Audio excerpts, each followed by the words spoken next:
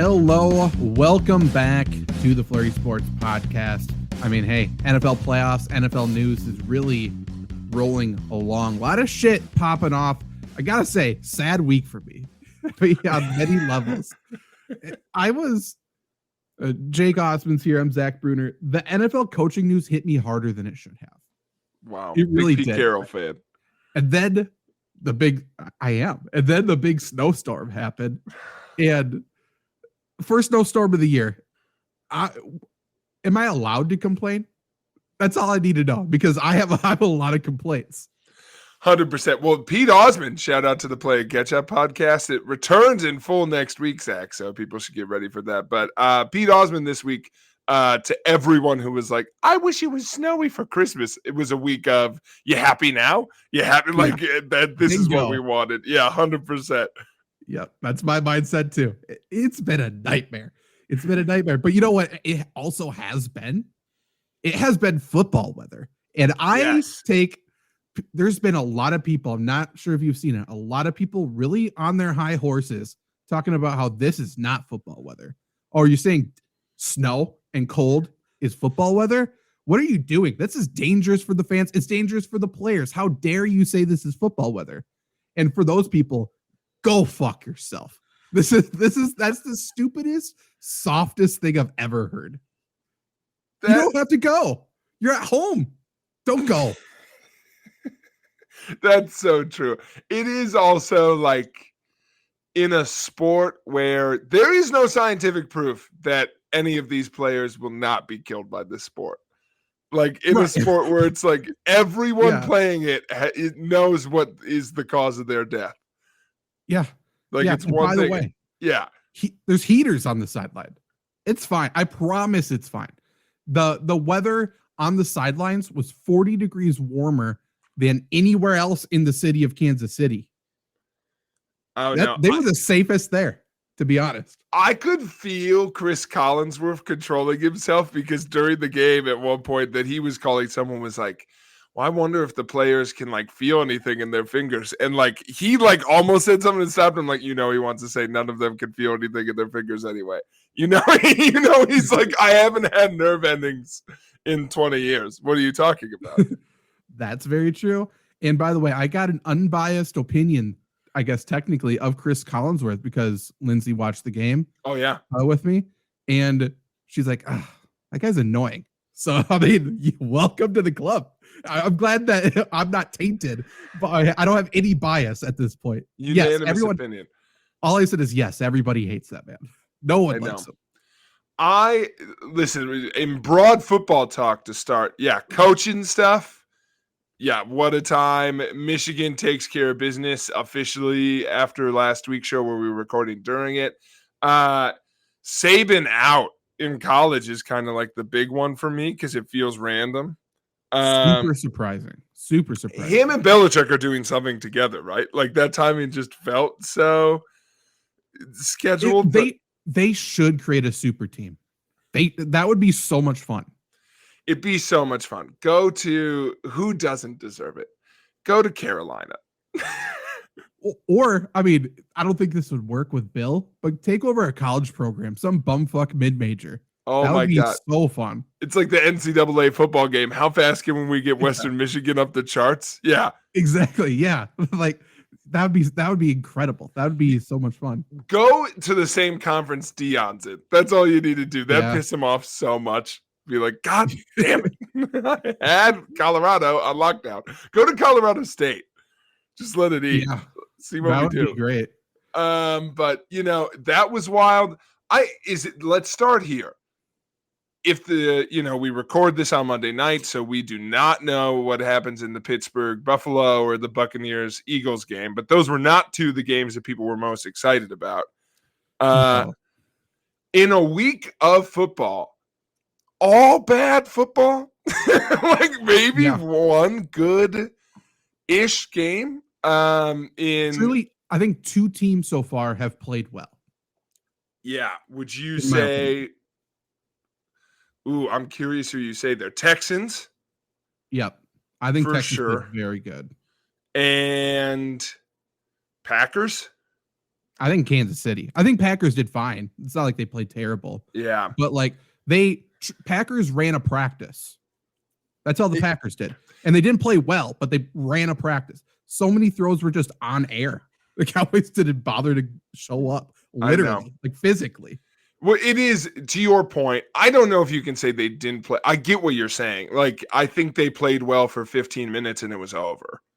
And sure, but it's I think Aaron Jones played incredible. Certain players played great. I'm with you. I get what you're saying. I think some people are going to be like, they were up 32 with 6 minutes left. They played good. But I mean, I get what you're saying. The Cowboys played so bad. I would argue then one good team, because I've got opinions on that Kansas City game. Here's my opinion. No one plays good when it's that cold. I know we're not complete, but like, cool. You won. Surprise, surprise. The team who ran it better that day won that game. What a crazy. I just thought it was the most predictable game of all time. And I mean, I'm with you. That's what I'm saying. I'm just like, a very injured Dolphins team that was also going to play worse in the cold weather didn't play well. I'm just not, like, it's like, I hate to like give no credit to the Chiefs, but I just was like, they played fine. I'm with you on that. Like, they played fine. The Texans looked really good. I think we've gotten one good team so far. And I don't know. I'm with you. I get what you're saying on the Packers. It's also like when the Packers had 3 minutes of looking objectively terrible when they were trying to like rest guys for a bit. It's hard to like look at anything because it's like, man, 3 minutes of just shitty football. But I think they played good. It continues to be the same thing, though, where it's like Jordan Love's best throws are underthrown every time. Like, what are we doing? It's like literally, like, not just a little. It's like 10 yards wrong direction. It's fine because the Cowboys Cowboys see motion and they didn't know what to do. They were out of line and then they still run a zone blitz, which just led extreme like weighted defense on one side over the other, big ass holes. I think LaFleur called a good game. Like, I think this is one of the better games, like strategies, like game plans he's ever had. But like, he's going to do the same thing next week. And which defense has seen more motion than any other? It's the Niners, because they had to face the Niners offense in practice every week. But I mean, as just the game, as not looking ahead to next week or anything, like truthfully, blocking wise, Packers super inconsistent, defensive wise super inconsistent, but they made the plays that they needed to. I don't think they played that well, but the Cowboys just had egregious mistakes and there's pretty bad officiating like the first drives just to keep the Packers drive going. If that didn't happen, I think it's a different game. Truthfully. Yeah, I'm truly with you. I like get every piece of that because the refs probably had their worst calls right away. And it truly just was like, oh, it's over. It's 27-0. We're done. Jair Alexander's on the field for like 10 minutes and like sealed the game, which I was like, attaboy. So I think you called it, which like, I think it's fair to have that tone when everyone right now is like, is riding the Packers pretty deep. So I think that's fair. I think the better, more optimistic way to spin it, and you're saying the exact same thing. I was impressed with the peaks of the Packers. I think there are a lot of pits, but I was more expecting those. Like you highlighted the O-line, so I'm going to go there. I think inconsistent is the right word, but I was not surprised when we saw some of their worst moments. Like, oh, they can't control like an unprecedented rush. Like they don't know how to pick a guy out. But there were moments of like, shit, like they can run block. Like I was like, man, when they get moving and get to the second level. For Aaron Jones. 100%. They've got certain schemes down. I was impressed by that. There are players that are really winning me over. Well, let me just, as long as we're in this game, let me say this. This was not the game for me to be like, man, the Packers, we're a little high on our own supply. Because I was texting people like, we're gonna get McCarthy fired twice. This was awesome. Like I was like, death, taxes, and the Cowboys suck, dude. It is hard to watch that game and not go, all right, whatever. I'm going full heel Packer fan right now. The Cowboys for the last 20 years have been a B player in our fucking movie, dude, and it's awesome. It's so good. How's it feel just coming up on replays of like, oh man, Dez didn't catch that.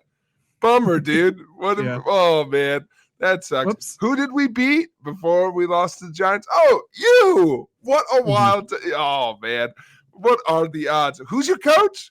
Oh, Mike. No, that can't be right.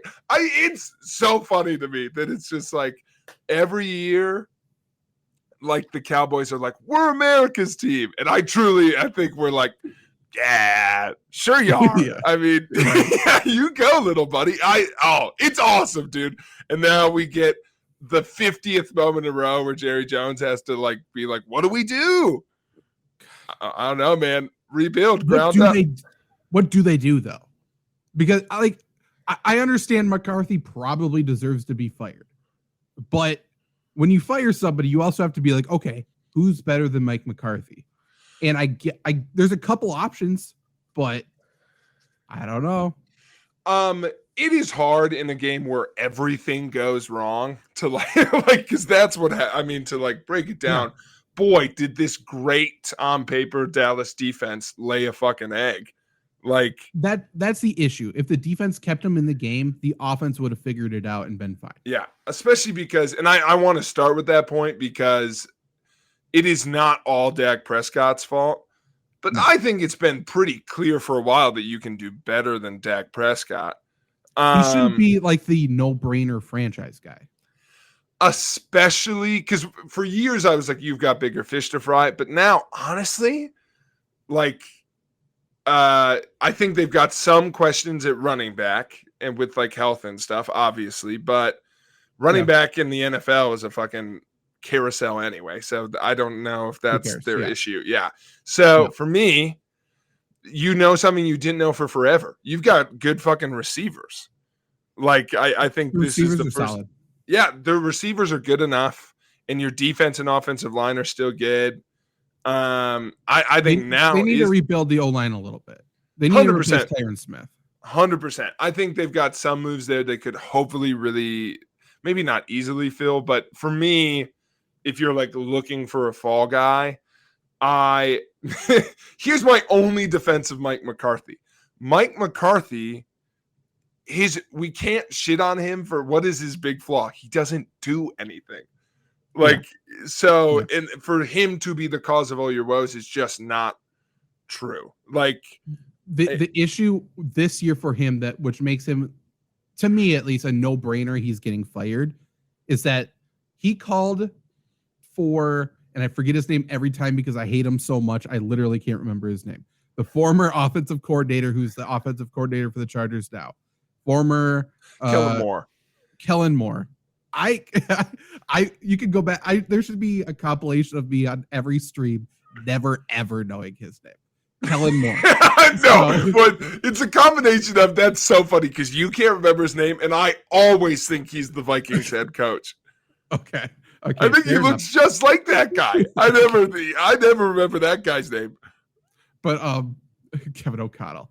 But Kellen Moore, McCarthy got him out because he wanted to take over play calling. So now all the pressure's on him. So before, McCarthy literally did nothing. This time he at least called plays, did well all year, number one scoring offense in the league, but obviously shit the bed when it mattered. And again, I would say majority of the fault was on the defense, but even still, Cowboys didn't score enough points and you're going to win the game no matter what.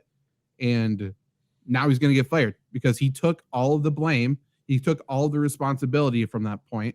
Now he's going to get fired.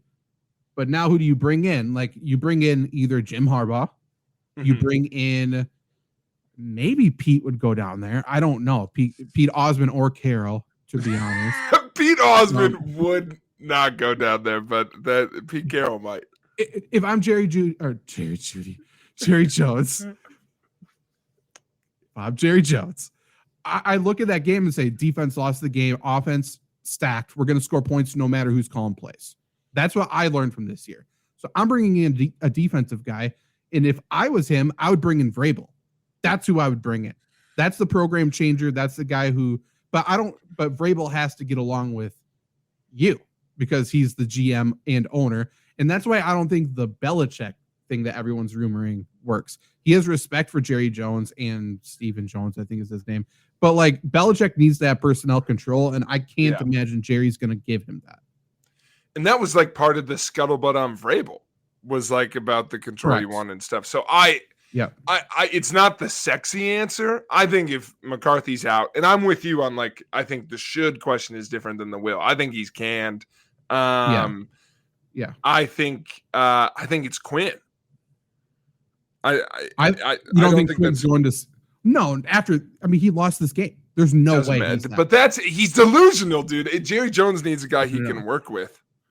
Okay, so I think they should get a defensive guy. I think it should be Vrabel. What I think Jerry will do, and again, he probably has to bring in an established guy. No, I think he brings in Kellen Moore. Oh, he does love him. That fits what I was going for, which is I'm with you on the blame game. It's just that Jerry takes guys like McCarthy was a surprise. Like usually he has to take from in the well because he's hard to work with. Because Quinn's going to Seattle. Quinn's going to Seattle. Yeah, I agree with you. That's the heavy rumor. I'm with you. I maybe Harbaugh because it's a sexy thing. I think that could be good. We've said this before, but I'll say it out loud in case it's been a while since we said it on the show. I mean, the problem is Jerry Jones. I don't like if you look at the stats of the Cowboys, like they shared that they haven't made a conference championship game since '95. What an odd year! It's almost like the year he took full executive control. Like he is the problem. I was thinking about this. Since everyone always talk, you watch a Packer game. What do you hear? How do they pick these three quarterbacks in a row? Oh my God. Yeah. Since the 90s, I think you can make an argument that the easy number 3 there, because it's hard to argue against like basically that whole time for New England was Tom Brady, like one guy. But for people who had multiple dudes in that same time period, Cowboys are up there. Like for all the shit they get, like you have some Aikman, then you get Bledsoe, and I'm missing some guys, but I mean the heavy hitters for long periods of time are Aikman, Bledsoe, Romo, Prescott. Yeah.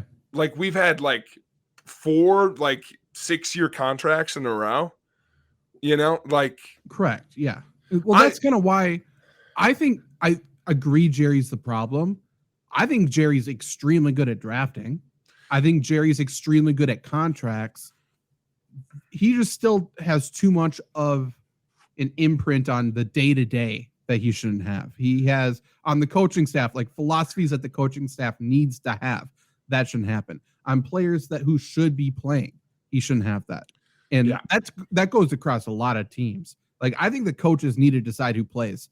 And I think people would be surprised to know that most teams that's not really the case. It's a lot of times the general manager and the people in the front office / owner.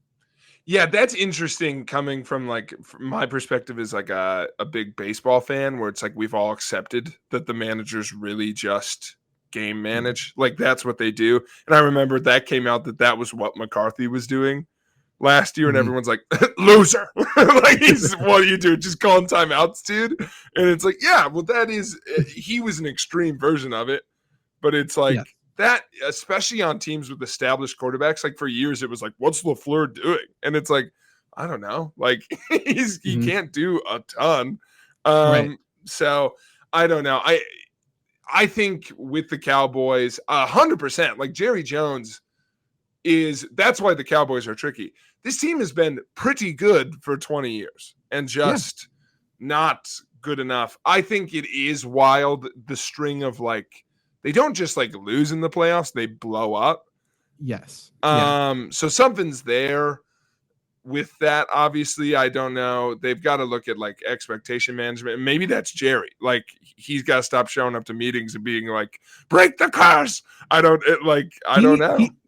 The very first thing he needs to do, he needs to stop having scheduled meetings with the media before, after games, weekly radio shows. Yes. He needs to not do that. I thought for sure he's got to stop having kids. And I was like, 100%, dude. Take ownership of the ones you have. Ever since the secret one came out, I was like, you're right, man. As soon as it's a surprise, we've gone too far. Mm-hmm. Bingo. But yeah, a lot of issues there. If okay, you're saying it's not if, it's when. So when McCarthy gets fired, do you think he gets another head coaching job this upcoming year, or do you think he has another sabbatical where he brings the boys to his basement, they watch film or whatever? I think once again he's kind of screwed by timing. Like a lot of the teams that just dropped established guys have already announced replacements. I think he takes another year just because he's gonna be the big target when he comes up. But I just like think at the time he goes out, I don't know if he wants to go to like does he want to be the guy in Carolina or Washington or what? Yeah. I don't know. Like people will want him. I'll answer that. I think people will want him. I think also people should want him. He is a coach with a really good record. I think honestly, I don't know if he'd want it. I'd love to see him on a team like we've only seen him on teams with like Super Bowl expectations. Maybe it would do a lot of good for him if he went to like Atlanta or Washington and it was like make them good. And like, I mean, Washington deserves absolutely nothing. I mean, the fact that they came out right away and were like, we're not interested in Bill Belichick. We should all be like, okay, then sell the team again. If you're not interested in Bill Belichick, why are you here? I know. That's crazy. Should we, that is a little bit related to the game I want to play. Should we take a detour there now that we got Packers talk on? We get back to these other games in a second. Let's do it. Let's play the game that we teased last week. Yeah. We got it for this week. So this is a throwback to segment we have played in years past. This is called Gauge the Age. Ooh, okay. And I've tweaked it slightly because, Zach, I'm going to throw opinions at you that were for sure wrong at one point. Yeah. And you've got to tell me something about Ben Roethlisberger, his wiggle or something at some point, his ability to run. 100%. And you got to tell me, are those still wrong? Okay. Okay. So gauge the age of this take, Zach. Is it still wrong or is it true? Okay. Because these came out, we were all like, that's incorrect. But now, who knows? Gauge the age, Zach. Bill Belichick was only successful because of Tom Brady. I mean, that's wrong then, still wrong. You sure? I don't know, man. But he's out now. He can't coach. Dude, he was good before Tom Brady. Like, we knew it before Tom Brady came in the league. They can't both be good. That's preposterous. I mean, that is true. I've never seen a good head coach and quarterback in the same room, much less the same team. I mean, that's a great point. I can't stand that specific article here, by the way, because there are so many. I saw one that after the Bucks won the Super Bowl that was like, I should have wrote that one down because I think it was like imposter revealed. It was like a really harsh article. It's like, okay. And by the way, Washington, what you should be trying to do this year, you should be trying to get Bill Belichick and you should be trying to get Tom Brady to come out of retirement. Because both things I think are very much possible. Like there's no other team that makes more sense to bring in Bill Belichick than Washington. You can call him the commander in chief. You can do all of this stuff. He's like the whole armed forces thing that's in his blood. You get Tom Brady in the nation's capital, parlay that into a presidential run, do whatever you got to do. All of that makes so much sense. And they're like, I'd like to interview maybe the Lions offensive coordinator. That could be good. You know, shit like that. Sorry. Continue. What's the No, next that's one? good, dude. That's the game. That's the game. Okay. It's a So spicy one. stupid. I know. Everyone sucks except for Bill Belichick and Tom Brady. They're both good. They're both good. That's true. This one, Jim Harbaugh is not a good enough coach to coach in the National Football League. Oh, that's wrong. I think if he returns next year, he would have the best active head coaching record in the NFL. And I think he's one of the best by percentage of all time. So that's wrong. Here's why I wanted to bring it up. Because here's the other take. This is the most extreme version. Okay. Jim Harbaugh is not a good enough coach to coach in the Big Ten. Because there's all these articles that are like, I'm not leaving. And everyone's like, you need to leave. Like, I agree with that more than I agree with the NFL one, by the way. Well, okay, and let's get to the pure form of the argument. He just won a national title. Yeah. So, multiple national championship game berths. So what take, this is the better way to do that one in particular. What take is more correct at this point? Jim Harbaugh is one of the best football coaches, period, active right now, or he's the most overrated coach in the country. Because I think both takes were believed at one point. Yeah. Which one's more correct? Right now. I think he's one of the best head coaches. I think he's one of the best coaches. Okay. I know. I'm a little on the overrated side. My only thought with that is what we know to be true is the best football team in college did not participate in the playoff. And for sure. Yes. And Florida State was hurt, so they didn't have to play them, and they only had to play Ohio State once. So Michigan was very good, though. Michigan was very good and very stacked. And some of that is because of him. A lot of it is because of him. I will give him credit. He doesn't get enough credit for how well he adapted to the new culture of like recruitment in college football. He also faced a lot of adversity this season. No one cares about his players more, man. No one's hungry on his team. You want a burger? People, I can't believe people were doubting them. I can't believe people really just thought, I mean, there was people, Jake, that said that they didn't belong in the playoffs. Not because of how good their team is, but that's irrelevant. Yeah. A lot of doubters. Lot of doubters. I might be one of them. I don't know. Some people say there should be an asterisk next to our championship game. That's how much adversity we faced. Like, that okay. Is true. By the way, we called it out last week. This has been a crazy week for everyone's doubted us. It's been a huge press week for man, no one believed in us. God. Bad week for the doubters. Terrible week for the doubters. I know. This one, Zach, I think this was the one that made me think of the game. This is really going to get at you. Coming off of the Lions-Rams game, this take, I promise you, was wrong at one point. And I ask you now, is it wrong?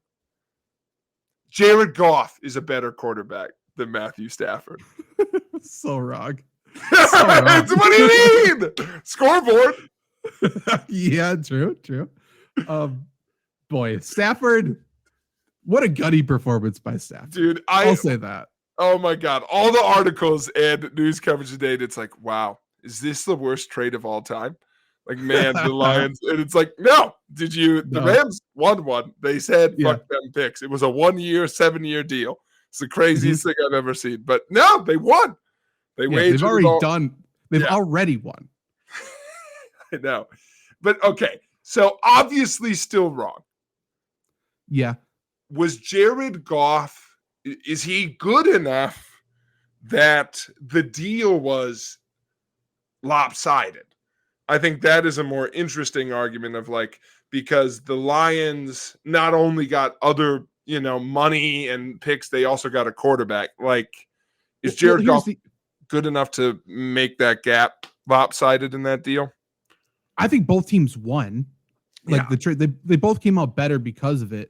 But the whole thing is, you got to hit on your draft picks. And most teams don't do that because most draft picks don't pan out. And Detroit has. So because they hit on the draft picks, it's like, oh shit, they made a good trade. But if they made draft picks like they had for the previous 5 decades, then it's like, ooh, bad trade. Like that did not work out. But because they made good picks and they made another good trade in there as well, I believe, to get more picks and stuff. I mean, they came out as winners, and Jared Goff is good enough, much like I said about Jordan Love. Jared Goff is good enough to win with. You're not going to win because of him, but to say that the Lions don't have a Super Bowl chance this year, I think they do.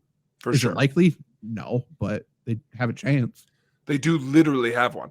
No, I like it for sure. I think, it's obviously what you do with the deal.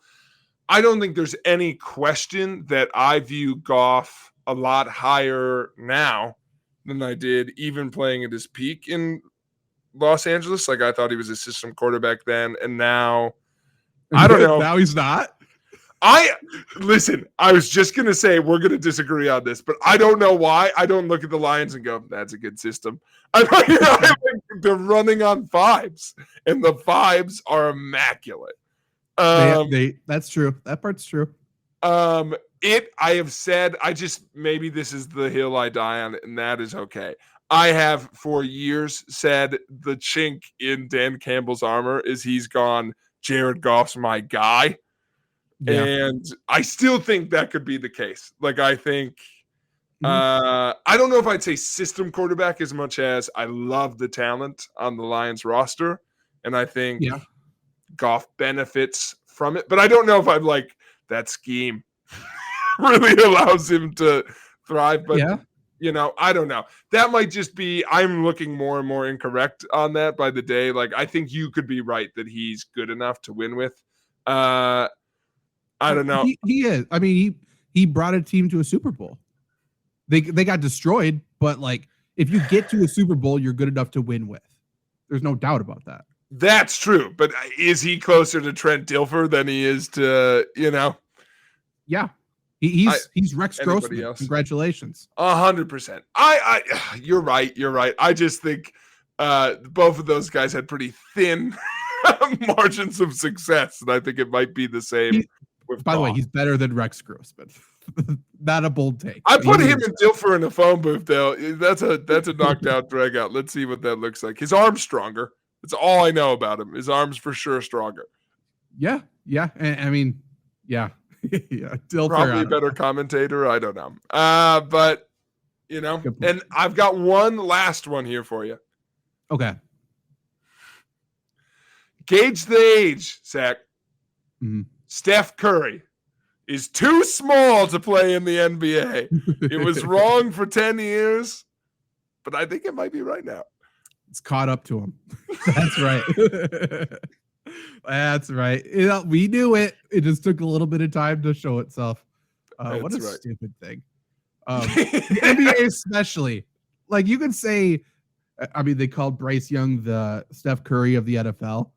And so far, he's looking too small, I suppose. Like, in a sport where there's contact and you can get hurt. Yeah. Fine.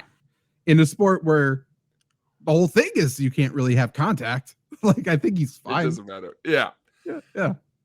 The more articulate way to put that, Zach, to actually make you pick a side on it is Steph Curry is not good enough to carry a team on his own. That at one point was definitely incorrect. Is it no longer the case? The Warriors are having a pretty gross year, I guess, and fingers everywhere. But my question to you is do they need to, like, is the dream over? I mean, they have to make moves for sure. He for sure cannot lead a team by himself. It's pretty obvious bringing in Chris Paul was a horrendous move. Like, that's already been known. He's and cursed. Klay Thompson looks old. Klay Thompson doesn't look the right. Chris Paul is cursed. Usually this is his Super Bowl, though. Like, we're in January. It's Chris Paul time. He's hurt, obviously. But, like, honestly, this isn't even a joke. Okay, I mean, Kuminga's really good. But, like, okay, I'll phrase it different. I was gonna say Draymond Green's their second best player. That's not true. I think Draymond Green is their second most important player. Yeah, I would agree. And is that a championship winning formula? I don't know. Probably not. I also think, you can only teams fall into this sometimes. They're one of them. You made a formula so good for success, everyone's copied it, and you haven't adjusted yet. Like, that's hard to do, but it's like, I think sometimes teams find that where it's like, oh, you like broke it wide open. The most obvious and clear example of that for me is like the movie Moneyball, where it's like, man, those plucky A's, they looked at the numbers and they made that budget work. That lasted 1 year. And then all the teams with the money went smart. And then they did it, but with a bigger budget. Like, it's like, and the Warriors stretch that out. But now it's like, it's like, well, that's what the Nuggets are doing, but way better right now. Well, or it's like, if we want to take a trip back even further, it's like the Celtics started playing small ball. They brought in the veterans, KG and stuff like that. And then they were just too old to keep doing it. And then the Warriors perfected it. And then the Warriors had their run. And now everyone is basically doing it. Everyone has either a duo or a trio of superstars and then the supporting cast. And unfortunately, the Warriors supporting cast is like Dario Saric. Don't you disparage Dario, dude. Other players like that. Gary Payton, the second or third, one of the two. Wish they had Gary Payton. Yeah, I mean, hey, he would help the team in a very similar way to Draymond. He would help the team that way. Yeah. Every team needs someone to slap the floor, and Draymond Green will slap everything. That's kind of the curse and the blessing with him. He's back, though. Oh, I know. He is back. The NBA's better with him here. 100%. And I mean, I hope he is super sweet, obnoxiously nice for the rest of the regular season. Warriors make a run. They get in the play-in game, which isn't an accomplishment. And then we get Draymond back. And he just starts knocking people out. Well, here's a teaser. At the end of the show, Zach and I are going to give you top threes of things that we don't want people to forget from 2023. Draymond's on my list. Good. Draymond should be on a lot of lists, and I'm glad he's on that one at least. I think he's on a lot of watch lists. Yeah, for sure. I know. Well, that was Gauge the Age, Zach. Focused mainly on the coaches, but, this is a tough week for legacies. Like, I just think, I don't know. It's just hard to me to think back on, like, there were years where I think Jim Harbaugh was the biggest punching bag in football. And now he got so much shit. And none of it really fair. Like, I also think, to be very fair, the Michigan team, when he took it over, was a lot further away from consistent competitiveness than he got credit. So, like, that was good. I said after the show went off air last time, that's like, the Kaepernick thing was racist when it cost Harbaugh a job. Like, it's like, it's just a weird legacy. I don't know. But Zach, I think we need to talk about one little thing that happened off air last week. Do we remember, folks at home, who took over for Jim Harbaugh at head coach? Oh, that did happen off there. Oh, this is a great one. Hey, everybody, think about that. Who did it? Yeah. But, was it Mike Singletary? No, he was before Harbaugh. Like, what? Who took over for Jim Harbaugh? Because like I said earlier, when you fire a coach, you have a plan to bring in someone who is better. And Jim Harbaugh got fired because he wanted more control than he could have gotten. So the general manager needed to put his big boy pants on and fire him because we're not playing Kaepernick, that motherfucker. So we need to bring in someone who's tough, hard-nosed, and is going to be the guy for Niners faithful. And they promoted Jim Tom Sula. That was their... You gotta look up some Jim Tom Sula press conferences. They're crazy. Love Jim Tom Sula. That's who they promoted him. That was their succession plan. And then when that didn't go right, I believe it was immediately Chip Kelly. Kelly. A year. Oh my God. Chip Kelly. Okay. Here we go. Ready? I'm going to put you on the spot. I will go first, to be fair. Top 5 coaches who had such a bad run, it's entertaining. Did Jim Kelly have a bad run? Okay, let me word it away. Had a very entertaining, not good run. Like, all in all, not good. Chips on my list. Another easy one is we're off to the races because I'm not going to get his name right, but I'm just going to give it to you. The guy who was in the Bengals for 20 fucking years. Oh, Marvin Lewis. What did he do? Like, that was crazy. He was there for too long. Number 3, mentioned him earlier, Wade Phillips. What are we doing? Yeah. Yeah. Weird run all the way around. Number 2, Cliff Kingsbury. Not enough love on the reign of Cliff Kingsbury. His whole story, just taking the USC job for a day. They're like, nope, promotion. I deserve it. Yeah. I forgot he did that. That was weird. Yeah. That was really weird. Okay. I'm going to give an honorable mention because it's too obvious. So I'm not going to go this route. Okay. This whole top 5, this is the Jeff Fisher top 5. This whole list is just... Can you remember Jeff Fisher's name? Wait, why did he get to coach for 20 years? He's a football guy. You need to have a football guy around. He is a football guy. And if Dixon's arm was 2 inches longer, he'd have a Super Bowl ring. But it's a little insane. We would be talking about him so differently if he just got that Super Bowl. I think. I mean, and McNair's career goes down the tube. Everyone would have taken Vince Young. It's a weird career. Yeah. He had Sam Bradford, and that went weird. And then Foles. Yeah. Like, think of the people he's I don't know. Maybe the gods just hated it, but he's not number 1, Zach. Number 1, you can't tell me he had a good run, but boy, did he ever run. That's right. Coach of the Year, Chuck Pagano. Yeah. Chuck Pagano was more beloved in a year where he couldn't coach than I've ever seen any coach be beloved. Like, his stock raised so much during the year he had cancer. And I'm so happy he recovered and is good. Yeah.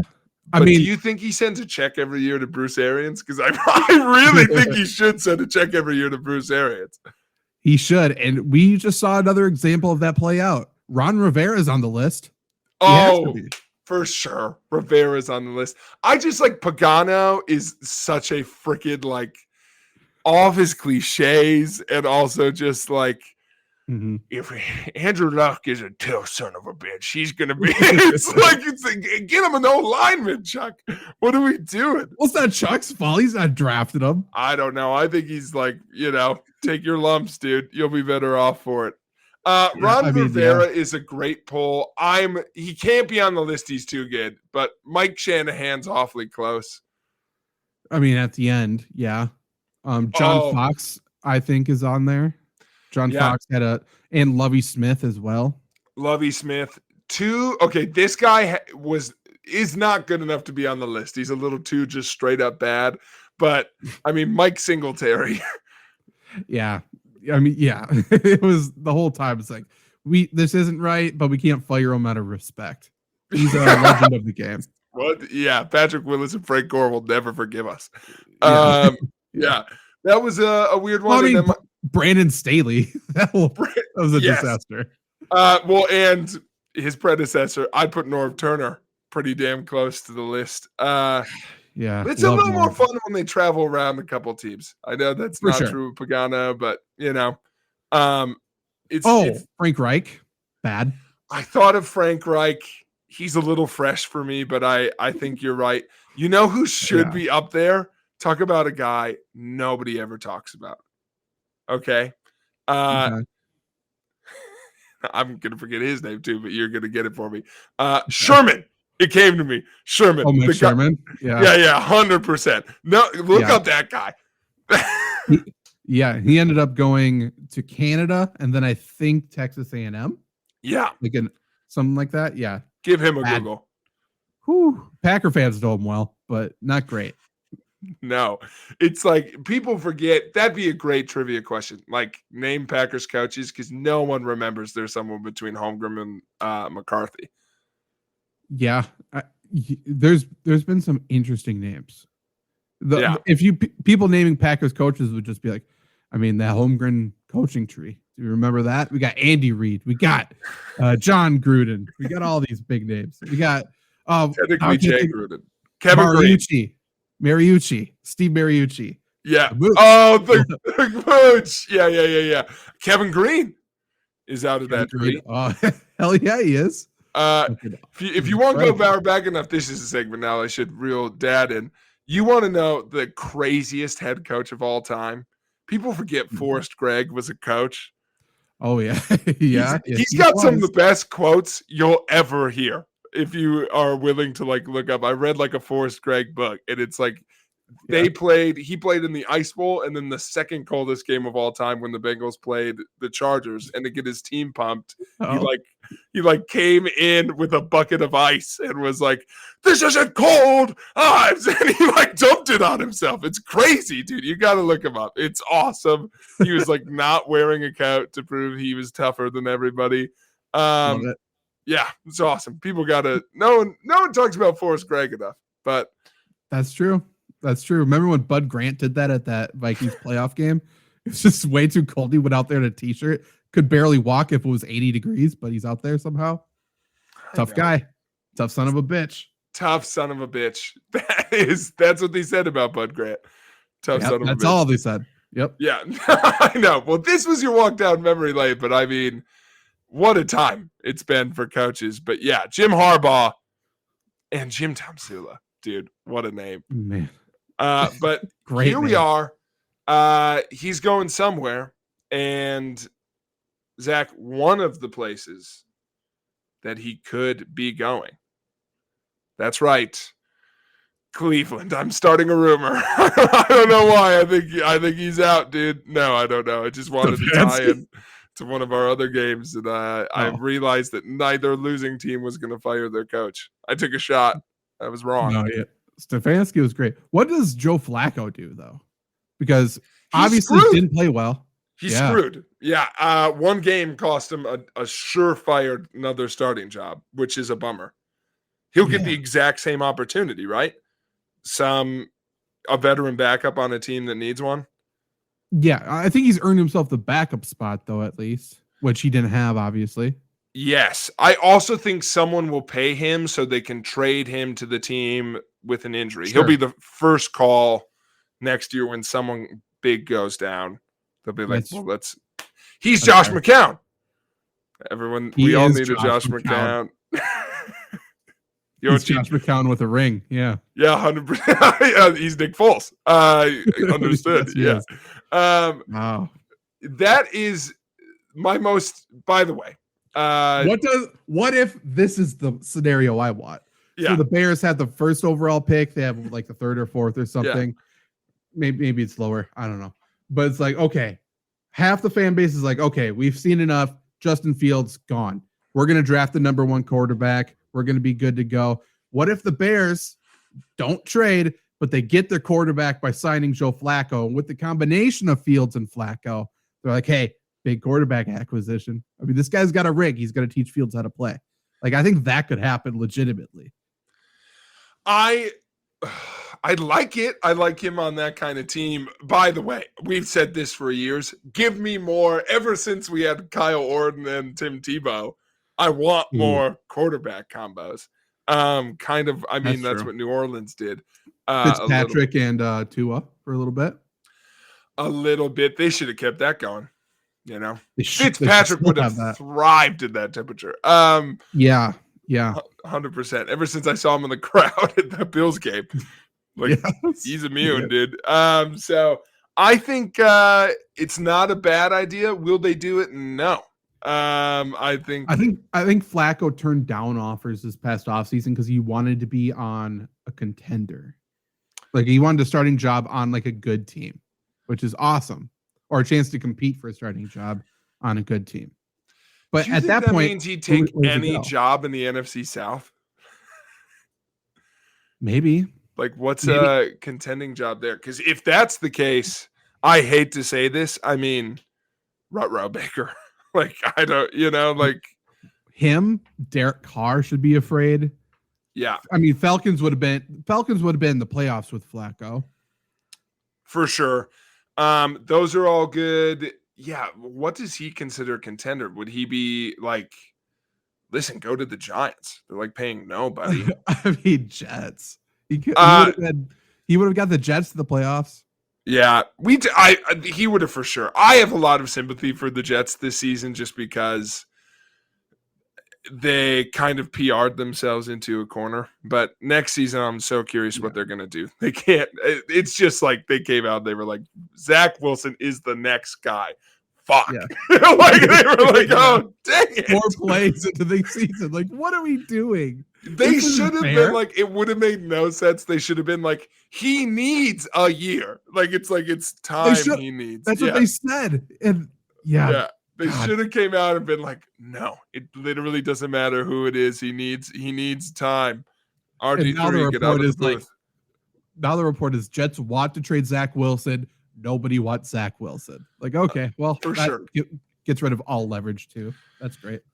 I know. Congrats. You have another Sam Darnold. I don't know how you did it, but I think all those teams would be good. I think, or do you just send him to a place that has injury issues? Let me throw an interesting one to you for the price that he's going to get. That you could get Flacco for. Vikings. Vikings are super interesting. I just think, you don't know what you got till it's gone. And I feel like they realized Kirk Cousins might be a little bit more valuable than what he was. So I think they re-sign him for what is too much money, probably for Kirk Cousins. But I mean, what the Vikings should do is they should use this terrible season to draft a good quarterback. I don't know if they're going to do it. I think they should draft a good quarterback and play Flacco for a year. That's fine. Yeah, I don't mind that. No. Or Minshew. Like, just get someone to throw the ball down the field. And if you're fine next year, you're fine next year. Like, I think, you're going up against... trade for Trey Lance, too. I mean, he's a Minnesota guy. Like that. Absolutely. Because you're either rebuilding or you're not. So if you're not rebuilding, I don't know if Cousins is the fix, to your current talent level. And if you are rebuilding, well, you're behind the timetable of the Packers and the Bears anyway. So you might as well reset. Yeah, they have to blow it up and build it around Justin Jefferson, I guess, because you can't get rid of him. And he's, needs a contract. No, sure. You should build around him. I like some of their defensive talents that you could build around if you can pick a couple guys and keep them. So, yeah, I know. To kind of take us back to the what game was I even trying to fucking talk about? Take us back to the Browns game. Joe Flacco, that game. Yeah. It sucks that it was like him that cost him, but some bad tosses. It was him, but it was just the fact that the Browns ended up being on their like 6th and 7th offensive tackles for the year. Absolutely. Here's the takeaway. Boy, do I think the Texans are scary. They're playing really good right now. I think they're good. I think they are playing a little over their heads, but I mean, they're good. Well, sure. They're the Packers with a couple of veterans. Absolutely. And a better pass rush, much better pass rush. So, a better coach and a better quarterback. But, I mean, like they have to go into Baltimore, who is like the scariest team, but we've seen Baltimore fuck it up. Like time and time again. Too. Okay. You know what? Let's go viral. I'm going to say something here that people will not agree with, but I'm going to say it here. You know what the Packers got over the Texans? What? Our quarterback's cooler. There's no, I'm going to get killed on this. Jordan Love is a fucking loser, dude. No. Jordan Love's stopping to help ladies out of snowdrifts. He's a gentleman. That's a plant. That wasn't real. Continue. That's real. I feel it in my bones. He's a nice guy. He's after the game being like, no one believed in us. We're good start to finish. It's not me. It's a team effort. CJ Stroud is a little weirdo, dude. I think everyone weird. This is my point. I'm not up here gassing Jordan Love. Everyone this week was like, give me CJ Stroud, man. He's a killer.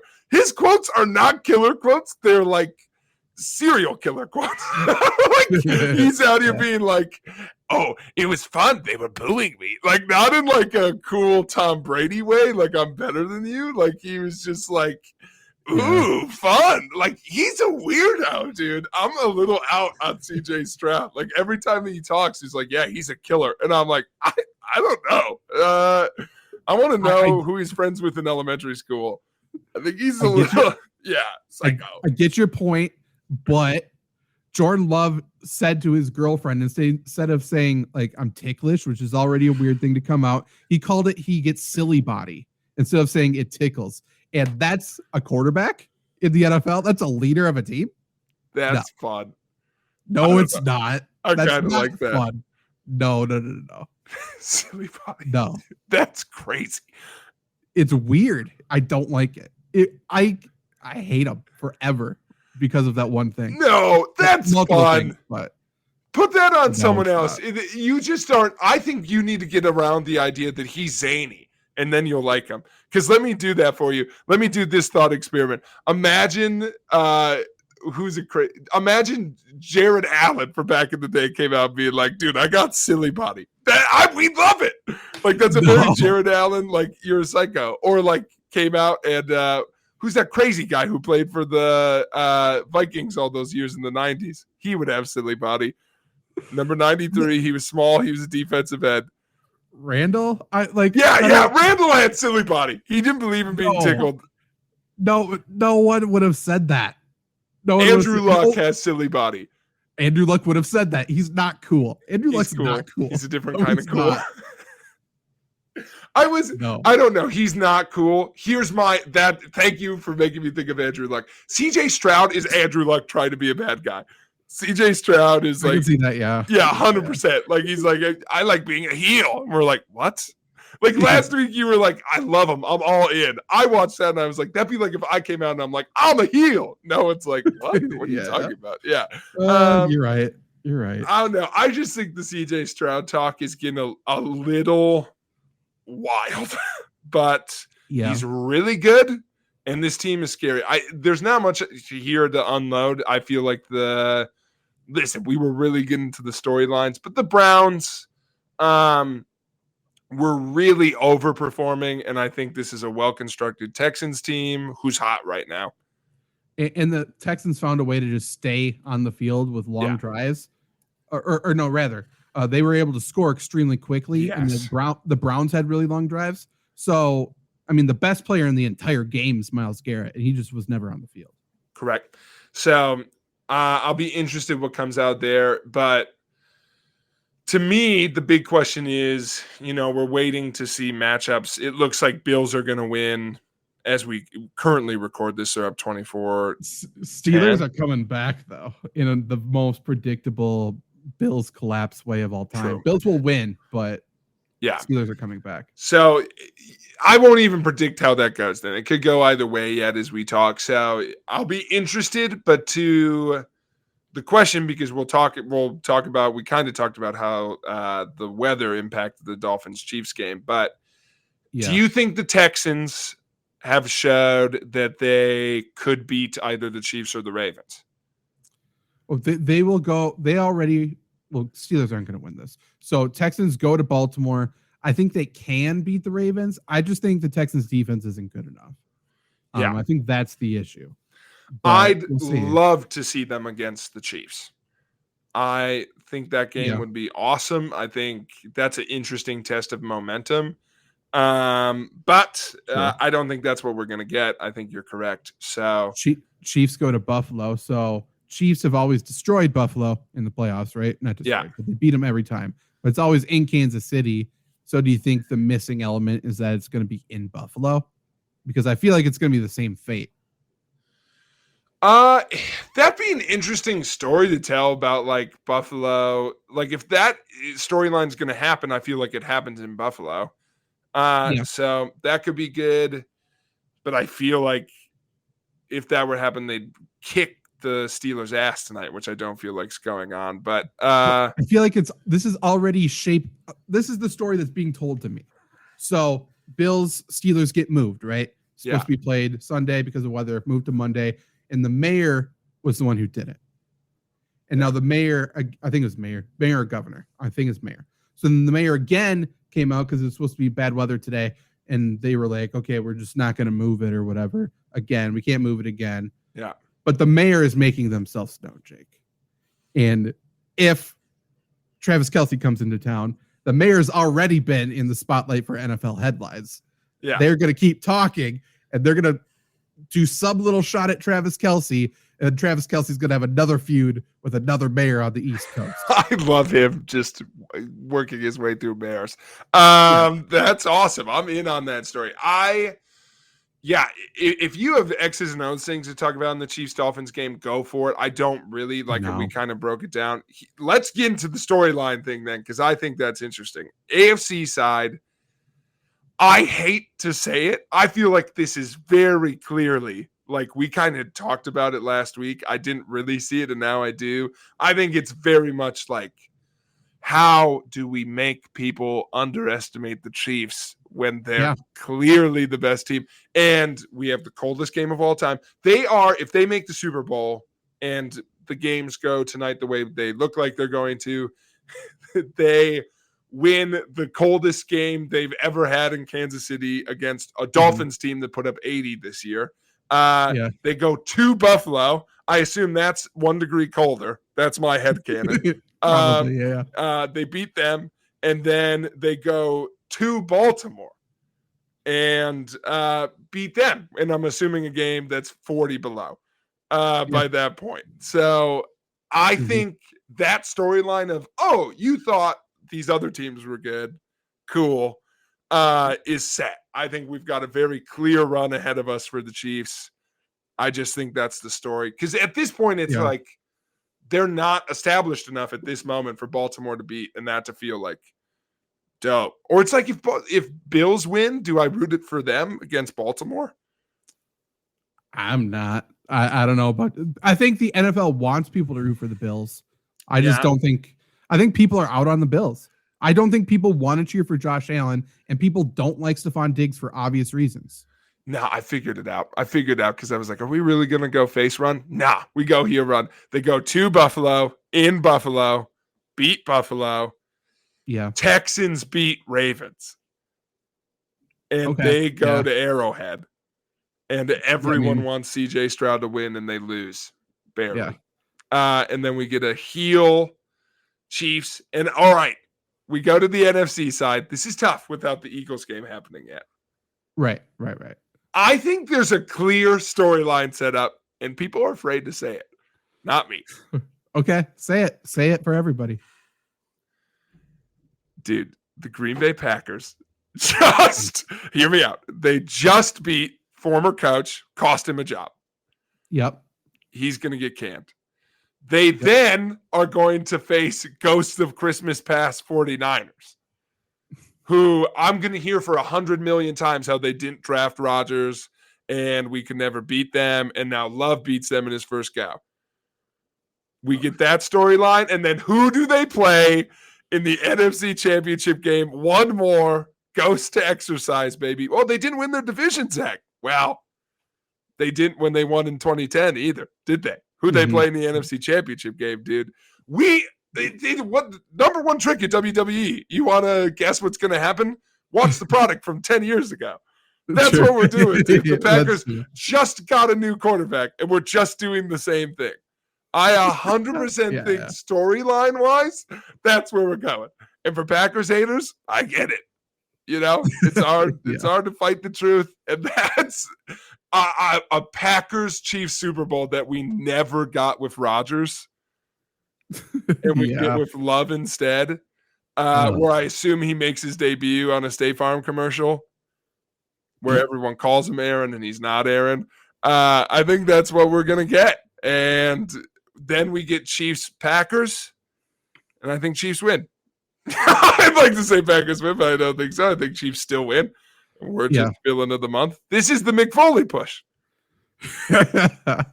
I've been saying for a while we're Dude Love, and I stand by it. It makes too much sense. I hate how much sense it makes. How come there's no stars, Zach? That's because the star's the past. We're just going to keep throwing up clips of Bart Starr, Yeah.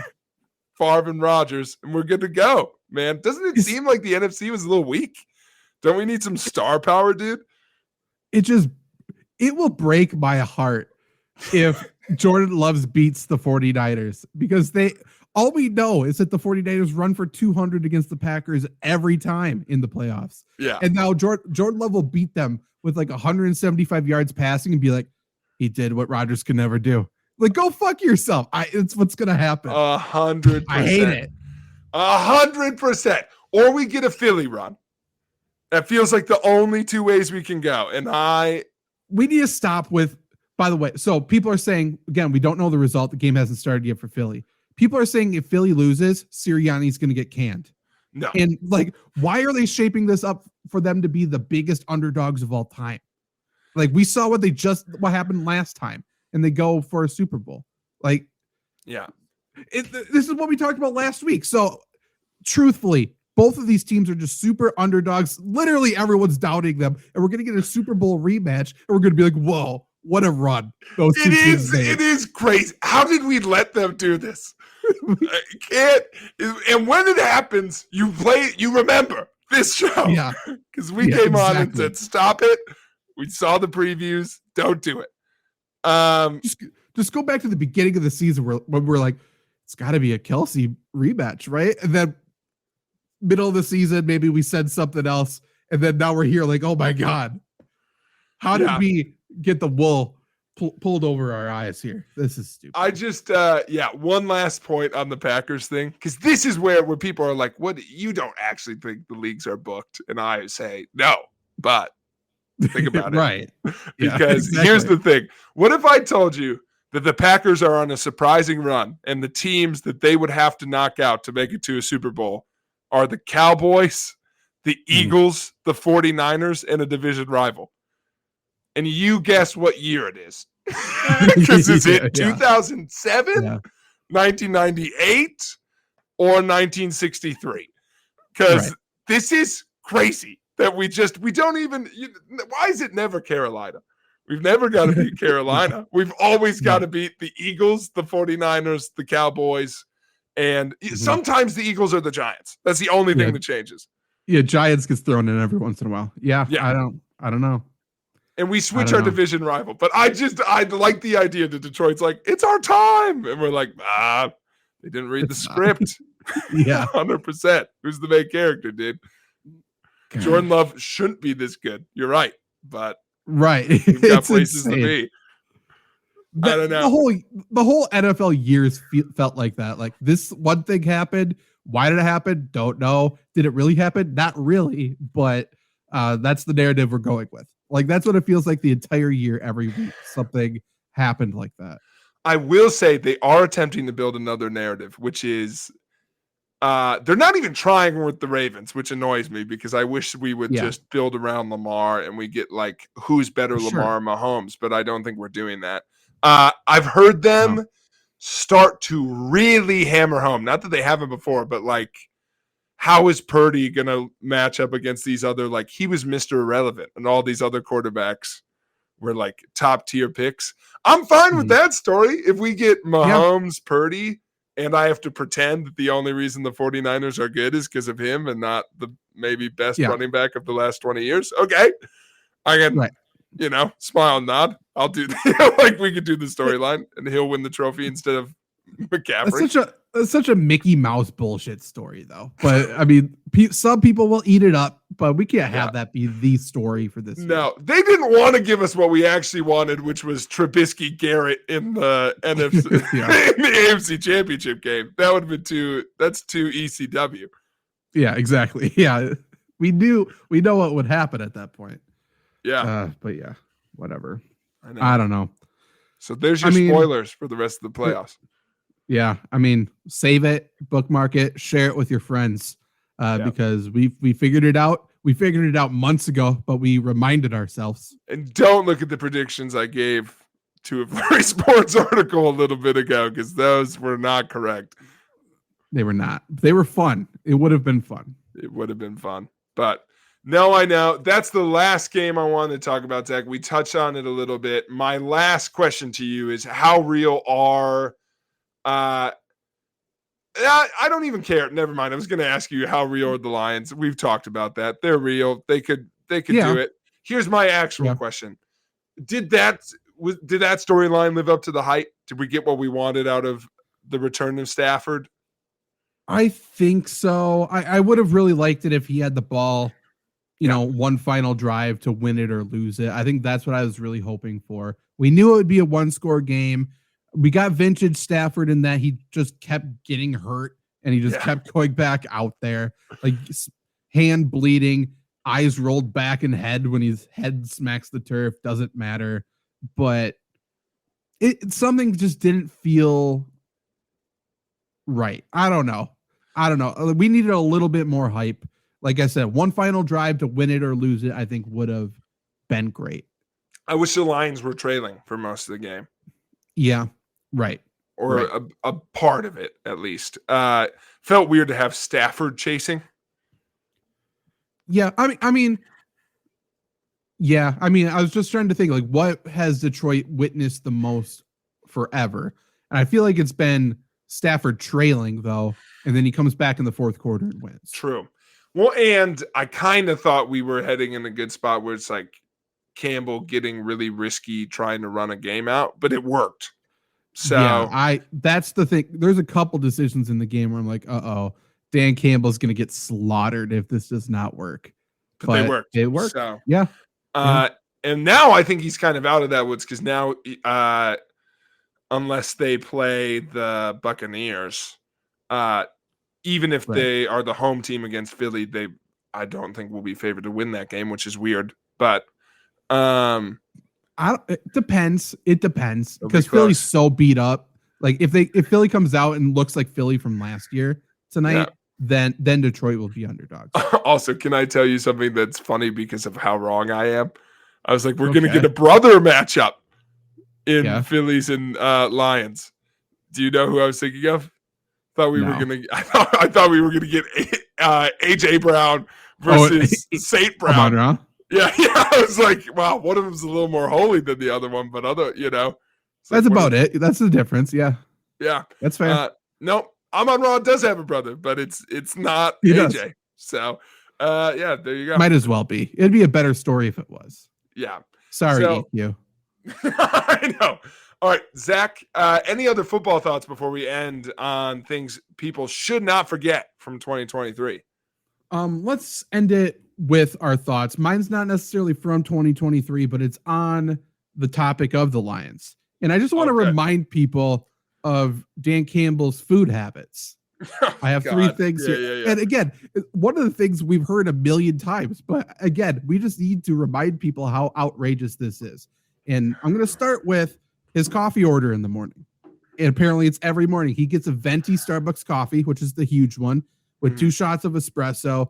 And then he gets another 820 milligrams of caffeine, which is a normal cup of coffee is 95. So he starts his day with essentially like 9 cups of coffee, which is already heart attack inducing. And when he talked about it, by the way, he also had a quote where it's like, because he also gets some tobacco, like long cut or whatever. And he's like, same thing with my tobacco and coffee. I want to taste it. I want it black. I don't want flavor. I want none of that. I want to taste it, which is great. But another one that you may not have heard, Jake, he eats 2 to 3 pints of gelato every single night. Every single night. He shares it with his little dogs, and his favorite flavor is salted caramel truffle, obviously. But he eats it while he watches film. So he starts his day with too much caffeine. Yeah. And then he eats 3 pints of fucking ice cream every night, which is insane. This guy is he's an animal, to be honest. That shit, God, skinny people make me so mad. I don't know if that's what, it's like, I eat ice cream every day. Me too, motherfucker, but I don't get rewarded for it, that's crazy. I know he works out like a demon. But that's insane. Side note, by the way, he keeps his he keeps his house, as he calls it, meat locker cold, and say that. he forces essentially his wife to sleep with sweatpants on because it's so cold. So just think of him just chowing down ice cream, and I feel like his body's shivering all night, which is why he burns all the calories off. That's got to be it. It's got to be it. And also, like, the caffeine is just like insane. It's not doing anything for you at that point. It's like when my dad used to tell people he drank 3 pots a day, and they're like, "Aren't you buzzing?" And it's like, no, he's dead inside. Yeah. It doesn't do anything for him. He's addicted. Like, he just has to have that amount now, or he twitches. And can you imagine Dan Campbell more twitchy? He would be so cranky without caffeine. Just an ordinary Dan Campbell would be fun to experience. Yeah. Is he even or ornery, or is he just furious? Like, he seems like one where it's just like straight anger. I feel he's like toddler temper tantrum where he doesn't want to talk to anybody. I feel like he'd be very quiet. Yeah. And pouty. 100%. Or like, he's the football coach. He's like, "Oh, that's what you got for me today?" Like, he's like disappointed. But Dan, what do you want to do at practice today? Oh, I don't care, man. Do whatever you want. I don't care. Dan, something wrong? No. I mean, why are you asking me now? Like, you should have asked me before. Yeah. Oh, now you care. Now you care. You didn't care when I wanted my coffee this morning. Like, there it is. Okay. Special team guy. 100%. One special teams guy phones it in. He goes, "We're all walking today, huh? Huh? Yeah, no one's jogging, huh? Well, we're all jogging now." And then as everyone takes laps, someone brings him coffee.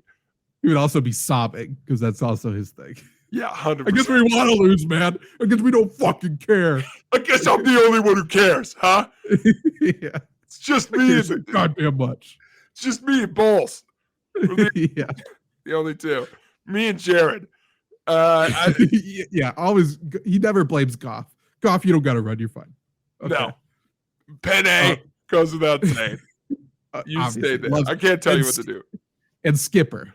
He loves Skipper. He loves Skipper. Zach, I've got 3 things. I got one last thing here. One last thing. So Dan Campbell, in case you didn't know, Jake, he loves to bake. He loves baking, which kind of surprising, kind of not. So apparently he went through 20 different oatmeal chocolate chip cookie recipes before he found the right one. He just kept making them furiously over and over. He's been searching for the perfect flour tortilla recipe. He's adamant on using lard and not shortening. And then apparently he likes to make brownies. But if the pan of brownies he makes is not perfect, he'll throw it away and make another one. That's the least surprising thing I've ever heard. Yeah, 100%. Yeah. Nope. Wrong. In the trash. Yeah. I get 3 a.m.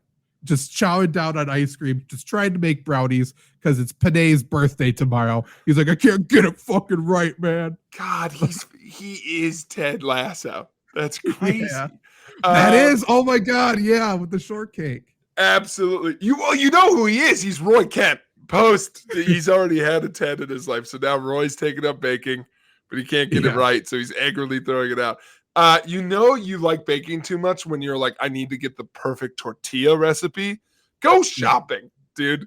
I've been meaning to say this to you for years, Zach. No one needs to know how to bake bread. I don't know if this is controversial, but it's there, dude. Yeah. And it's got wonder in the title. They've already sliced it for me. That's true. Soft. That and Quick Trip bread. $1. Great. Yeah, 100%. Sourdough's alive and we're messing with it? Why? Just go buy it, dude. They already killed it for me. It's like I don't need to cook a lobster. I don't know. Bread's always been crazy to me that people are like, I need to make bread. That's the last thing I need to make. It is too many. This is coming from a household that just made sourdough bread. Yeah, 100%. You like it. This is the tag. I'm suddenly on offense. Yeah, for sure. But truthfully, it's a 50-50 if it's better. Yeah, it's not cheaper. No, way more time consuming. It's messy. It's for sure. It's not like it's a habit. It's usually, and I don't think I do it, but for the people who get into like the artisan bread shit, It's a hobby that you have that you can tell people that you do. That's it. And your bread will be fine. It'll be absolutely fine. Well, you'll bring it to people, by the way. It's going to be a little too chewy, but they're not going to tell you about it. I just hope you know. Absolutely. Because guess what, bakers? You've never brought anyone your shittiest piece of bread, have you? No. Like, I know every loaf that went well, there's 4 that did. Mm-hmm. Like, yeah, sure. I don't bake a lot, but when I make fudge, it was first try. And you'll say, not bad fudge. 100% guaranteed. I couldn't screw it up if I wanted to. Yeah, that's true. You're completely right about that. Yeah, tortillas. That's back to that. Dan Campbell, tortillas. That's where we're gonna. They've perfected it for sure. Yeah, there's a lot of them. There's a lot of them everywhere. We have a lot of underpaid Mexican workers already doing that, Dan. You don't need to do that. You know, not in Detroit. That's famously, they've never made it there. No, not a lot of migrant workers there. Nope. No, dude. Well, maybe he needs a tortilla. I don't know what the Mexican food situation is in Detroit. I don't know. Maybe he needs one. But Dan, go to Whole Foods. Yeah. Anyway, find a Quick Trip. They got him. You can get a pack of 60 at Aldi. That's true. That is. You can get delivered, by the way. They probably have them at Starbucks where you go. Anyway. Not 100%. It's so funny. I love that he's so into baking. And another check mark for you, why you like him so much. So another win for Dan Campbell, dude. He's like Dan Campbell, for as alpha male as he is, and it's not a facade. It's very true. He's also very just like, he likes to bake. He really likes baking. He loves to go to Starbucks every day. There's little things where it's like, it's endearing. Well, I hope I'm so wrong on this. Never has there been more outwardly emotional male who probably thinks it's the worst thing you could do to cry. Like, just because he cries, he's like, it's my worst trait. If I could rip my eyes out, I'd never cry again. He's got that vibe. I hope he's a beacon of positive mental health and masculinity. Who knows? Who knows? But, who knows? I by the way, let's get the man a cooking show. That's what I need. Off-season cooking, just having a local Detroit TV. That would be incredible. Dan, this is your invite. You and Dan baking bread. Oh my God. Let's make that's the one thing I feel like if someone asked him to do that, you'd be so excited. Like, you should reach out, be the first. Steal that idea. By the way, if he says no, we're going to do it with Bloody Dan instead, but he's going to pretend to be Dan Campbell. Study out. That's right. We won't let him know. We'll give him a working sheet about facts about Dan Campbell, and he'll develop the character himself. It'll be great. One of my favorite clips from The Daily Show when he was Jon Stewart was supposed to interview Al Sharpton. Al Sharpton didn't show up, so they had Stephen Colbert answer as if he was Al Sharpton. Yeah. That's what we should do with Dan. We 100% should. Let's end the show on your 3 things from 2023. This is how you know it's a good top 3. My honorable mention, Zach. The NHL bans and then unbans all stick tape and logos and otherwise affiliated things within a month of each other this offseason. That was insane. I completely forgot about that. Yeah, absolutely. In the wake of last year telling everyone that they had to be inclusive and that gay rights mattered, everyone in the NHL, not everyone, some people being like, no. And they're like, you're right. No one can do anything. And then people going, what about breast cancer? And they're like, shit, it's back. Yeah. So that was a flip. That's just an honorable mention. So that's where we're going. But that is a story people should for sure look up. Yes. Yeah. Incredible story. All right. Number 2, Zach. Draymond Green stomps a guy in the chest and is seemingly suspended on site. Yeah. Quite the year for Draymond, actually. He stuck another one in at the end. Absolutely. That is my favorite because the whole hubbubaloo of people being like, Silver was there. Like, it's like, that was the funniest part of that. It's like, what are we doing? It's such an immediate punishment. I was going to say, did he punch Jordan Poole in 2023 as well? That had to be 2022, right? It was 2022 because it was preseason last October. Yeah, 2 Octobers ago. So What a year though for Draymond. He was on one. Someone should ask him if he's okay. I don't know. But that one, we had to see another, like, did he do it on purpose? And everyone being like, oh, he wouldn't have been punished if Silver wasn't there. What do you mean? And Yeah, it's like, yeah. I think he would have been. Yeah, it's the guy's fault for laying on the ground. Yeah. That's still my stance. That / the beam. No one should forget the beam with the Kings. That's right. Oh, by the way, that still creeps me out. I don't like it. It's dumb. Okay, good. We're on the same page. Yeah, I'm out on it. It's a little offsetting to me. I don't know. It's not cool. It's lame and it's bad, and we're calling in something. I don't know. I don't like it. Turn it off. 100%. The aliens got here and were like, we saw a giant purple beam, and we're like, fucking Sacramento. Yeah, the motherfucking Kings. They get good for one season. Yeah, light that beam. Also, terrible chant. Terrible chant. So it's not cool when it goes up. Yeah, I'm with you on that. Number 2, Zach.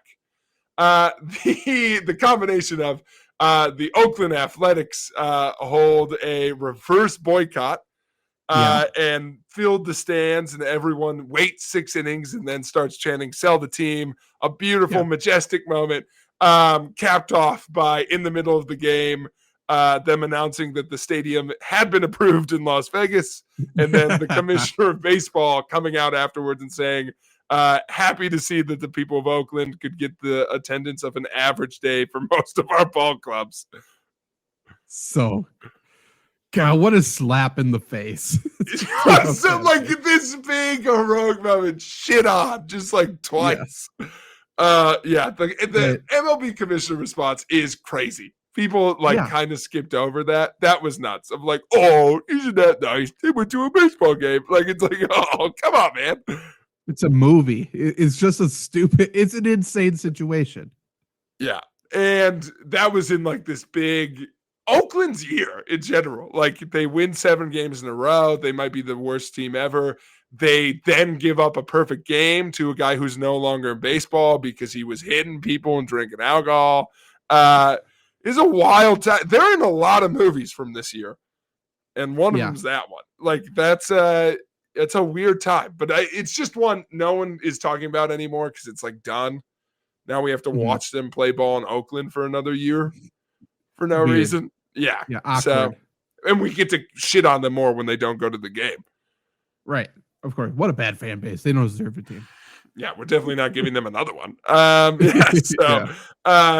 That's crazy. Number 1, with a bullet. Do you have any idea what it is, Zach? The number 1 story from 2023 people are not talking about enough. I honestly have no idea. All right, we talked about it on the show, and it concerns college basketball. College basketball? I mean, so Boeheim didn't kill a guy this year. Not this year, but an equally suspecting coach, Zach. That's right. No justice yet for our boy Huggins. We go to West Virginia.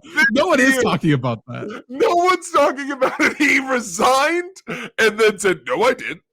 The best story all year. I had that moment this week where I was like, motherfucker, did that ever get resolved?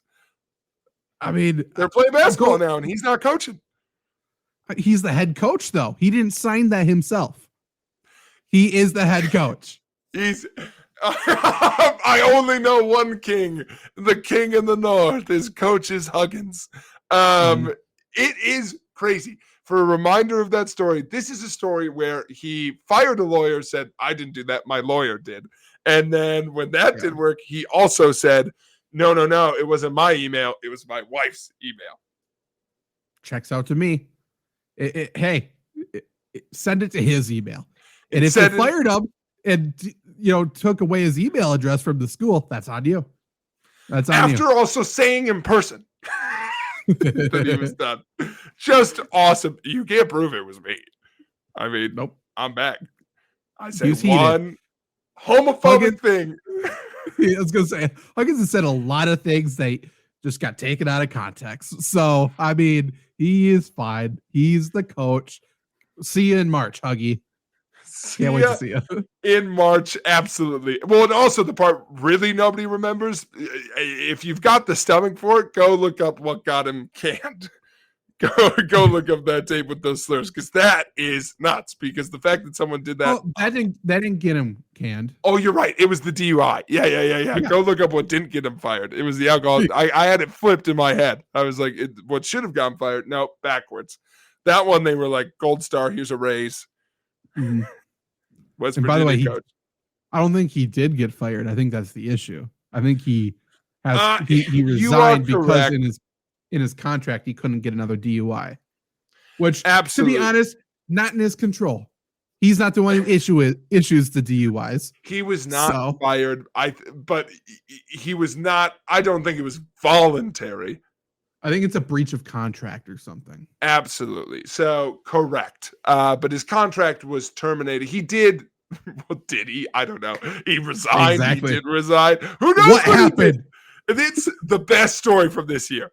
There's no doubt. And people aren't talking about it. Nope. Let's get somebody in Morgantown. We need to get to the bottom of this. We need to interview some people. We need to talk to Huggins himself. And let's verify that it's him. And then we can hear from the man himself. Censor him if we have to. But I'd like some answers because I'd like to see him back on the sideline. Well, one more funny thing for the people. You know what made me think of this news story this week? I'm watching this thing on Netflix called Pepsi, Where's My Jet? Okay, I've seen it on there. Yeah. It's about for folks who don't know, it is about the Pepsi Points scandal from the 90s where they have this catalog, and in an advertisement they said there was a jet for 7 million points, and one guy was like, bet, give me a jet. And I'm in the middle of watching that right now, and it made me think of, God, why don't people have contracts? Huggins. Like, I was like, the lawyers in that must have felt like the lawyers at West Virginia of like, what is he? No. Like, it's just going insane of like, I will not negotiate with you. This is crazy. Yeah. It's interesting. It's been oddly quiet. They had to pay him money. I don't know. We need to get to the bottom of it. Pay him money, or it was just ridiculous. I don't know. It was all hinging on my lawyer didn't speak for me, says my new lawyer. The lawyer. That's right. Yeah, 100%.